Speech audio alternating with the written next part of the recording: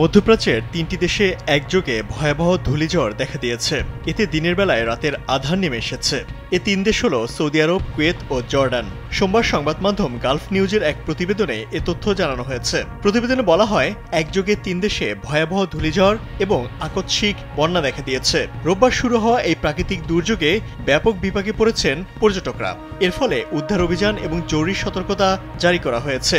ধূলিঝড়টি এতটাই তীব্র ছিল যে মুহূর্তের মধ্যে দৃষ্টিসীমা শূন্যে নেমে আসে এবং আকাশ কমলা রঙে ছেয়ে যায়। জাতীয় আবহাওয়া কেন্দ্র রিয়াদ সহ ৫টি অঞ্চলে বিশেষ সতর্কতা জারি করেছে।